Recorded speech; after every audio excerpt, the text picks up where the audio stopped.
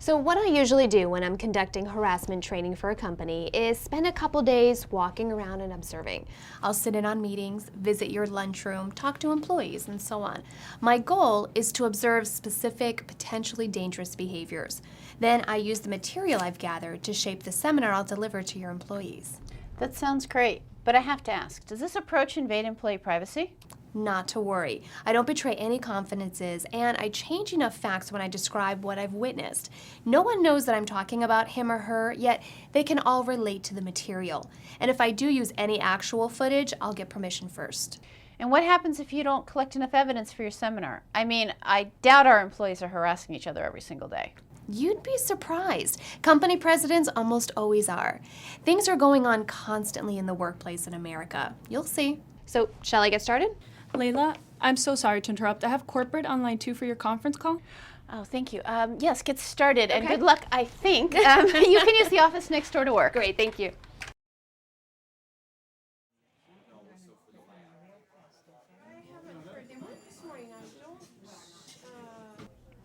I knew you'd get a kick out of that email.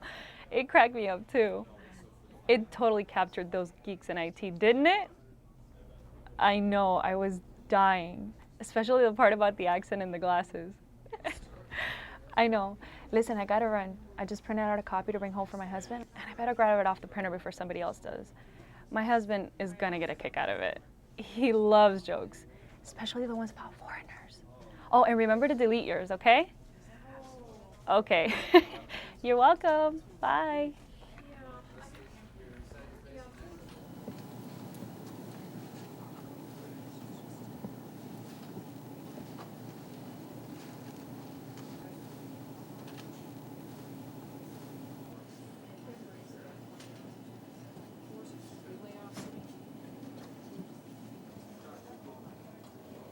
Thanks, Jacob.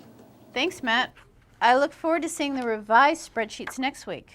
Please bring them with you when you come to town for the company party. Did you guys hear we're doing a luau theme this year? Excuse me? No. Absolutely not. I'm sorry to disappoint you, but you won't see me wearing that at a company party. Let's pretend I didn't hear that. Later, guys.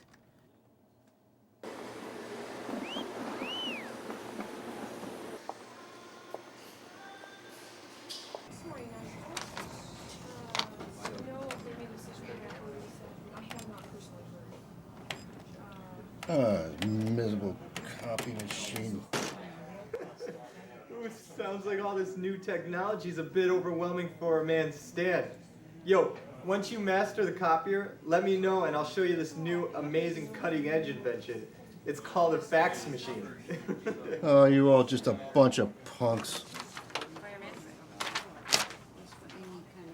So I look up to see who's driving the forklift, and it's Bernard.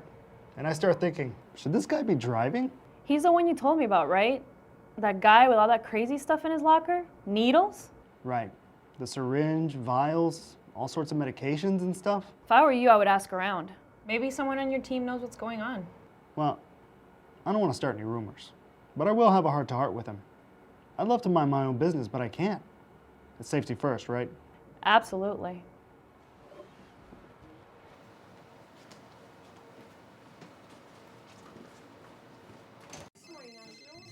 Hey Stan, is that your cell? You're right, Stan has a cell. Stan, didn't I see you in line at 6 in the morning to be one of the first to get that new music video game? Oh man, I didn't even think that game had Stan's favorite old band classics. They didn't even have electric guitars back then.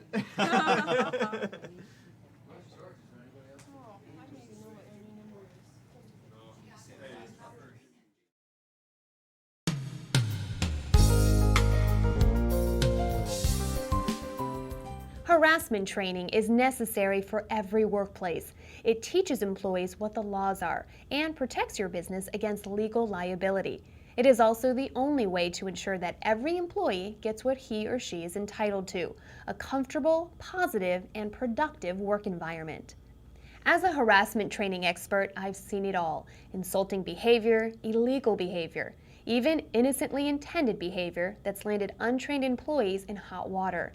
You want to prevent all of this by knowing what is and isn't legal, and by knowing what is and isn't acceptable in your workplace. Let's begin with the legal definition of harassment.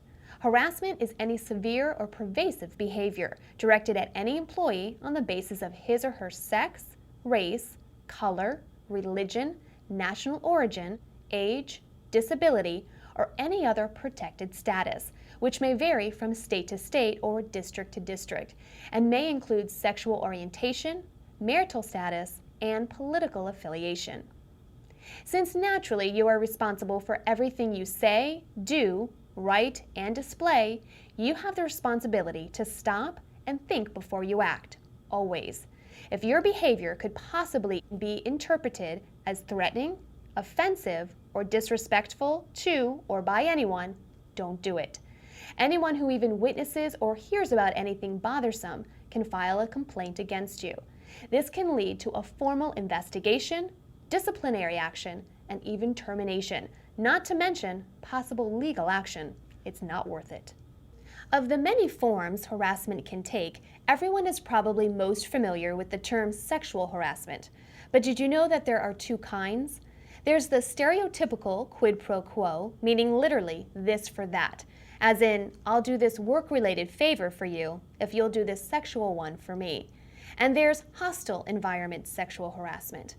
This more subtle kind occurs when someone's unwelcome sexual advances create an offensive environment or interfere with another's ability to work. Examples of things people do that could be considered or construed as hostile environment sexual harassment include unwelcome hugging, touching, patting, gesturing, flirting, and invading another person's space. Of course, sexual harassment is just one of many forms harassment can take. Whenever any protected status is violated, there's a potential for danger.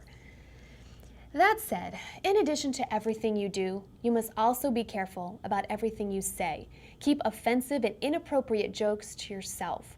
Insults, name-calling, threats, sexual innuendo, and racial slurs or other stereotyping comments are out of line and unacceptable. And of course, comments and jokes are not only passed on verbally, they are also passed on in writing, every day in every organization. So be extremely careful when it comes to memos, cards, reports, notes, emails, instant messages, and text messages. All could be used as evidence in a future investigation or trial. Finally, be careful about the visual messages you convey. Think about your work area. Are there offensive photos, posters, calendars, or controversial words displayed anywhere? If so, you need to redecorate immediately. Now that we've talked about the legal definition of harassment, you need to also recognize that any inappropriate and insensitive behaviors, while not against the law, are also against your company's policy. Commenting in any way about the appearance or lifestyle of anyone you work with, to their face or behind their back, verbally or in writing, is completely unacceptable, hurtful, and will not be tolerated. Comments about a person's attractiveness, weight, style, perceived income, or politics are never okay. You know better. Don't do it. Now, perhaps you're thinking, I have a lot of friends at work and I know who I can and can't have fun with. To that I'll say, first, anyone who intentionally or unintentionally witnesses something that offends him or her can file a complaint against you. This happens every single day. And second, no matter how well you know someone, you don't know how everything offends him or her, and that can change on any given day. We all have private lives, sensitivities to different things, and fall into legally protected categories. Be aware, people don't always advertise their private lives on their sleeves.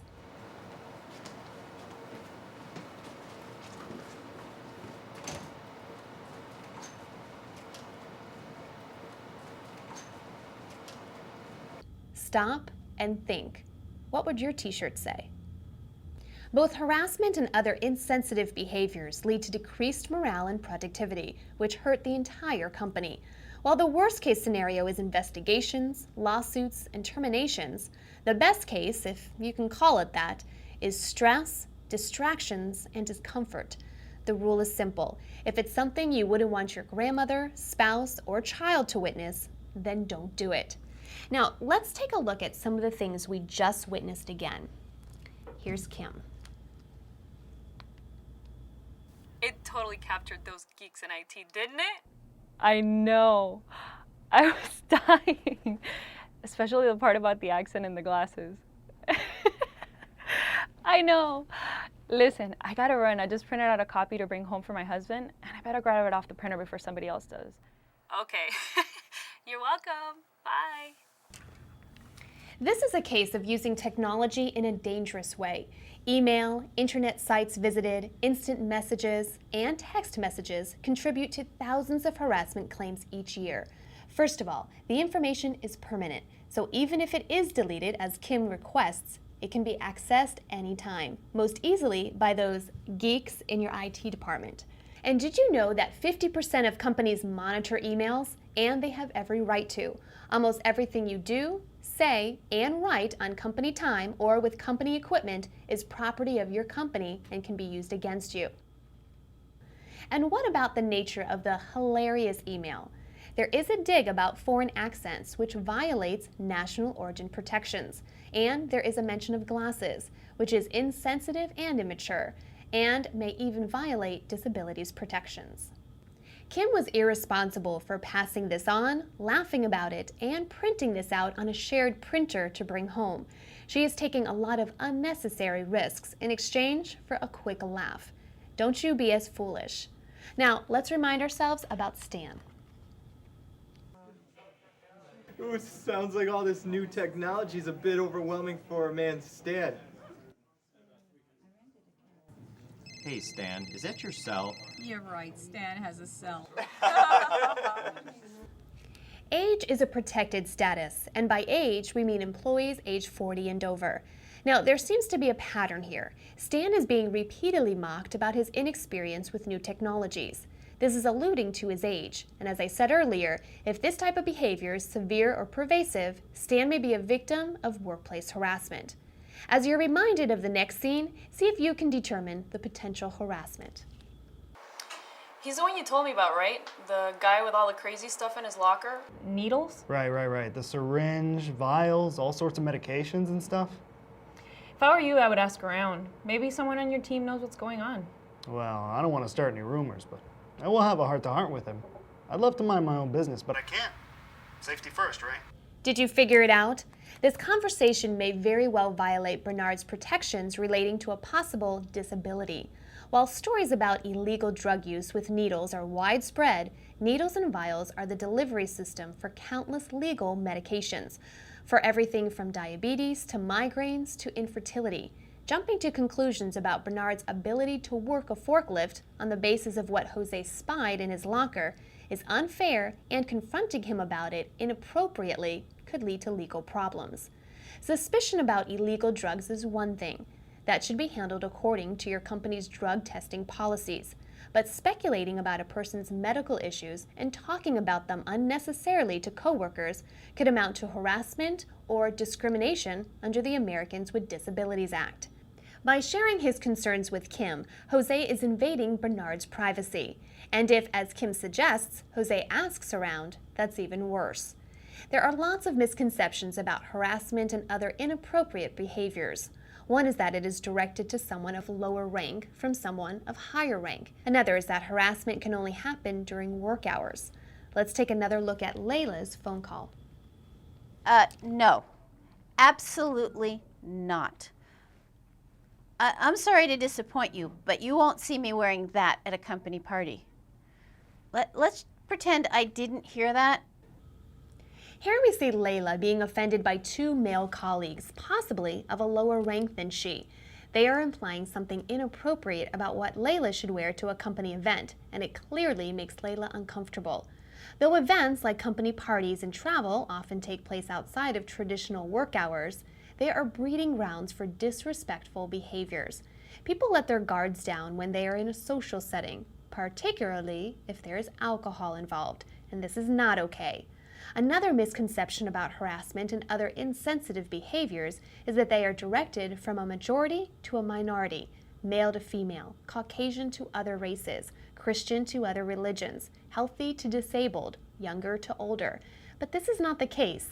Anyone can be inappropriate to anyone, and complaints can be made by anyone about anyone. And inappropriate behaviors are not limited to colleagues in the same company. Vendors and customers are commonly guilty of harassing or taking insensitive actions.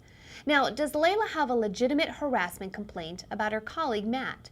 Remember that unless a behavior is either severe or pervasive, it doesn't constitute illegal harassment.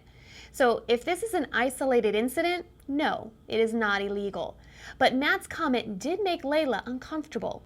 Words like this are completely inappropriate and should not be tolerated in the workplace. If Layla is subjected to lots of similar comments, even by different people, then it can be considered pervasive harassment.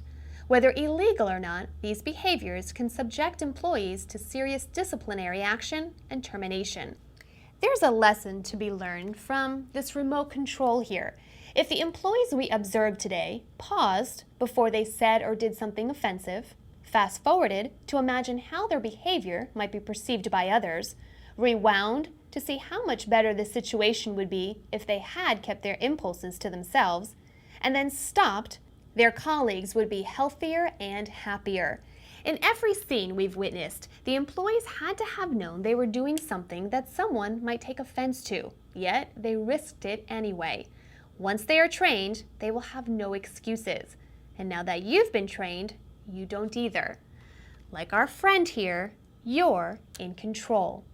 Each one of you has a role when it comes to establishing and maintaining a harassment-free and harmonious work environment. Saying things like, I didn't know. I didn't realize.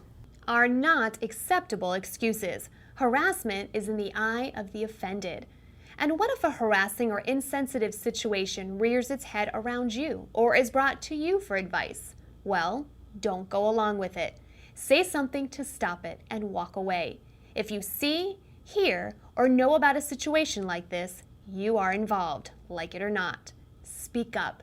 Bring it to the company's attention so it can be addressed and stopped. Unfortunately, there may come a time where you either have a complaint or are accused by someone else. Your trainer will explain your company's reporting procedures so that you are prepared for either scenario. What you should know, regardless of whether you have a complaint or are being complained about, is that retaliation of any kind, in any form, is against the law. No one can be disrespected or denied opportunities because he or she complained in good faith about harassment. When it comes to any aspect of harassment, watch yourself.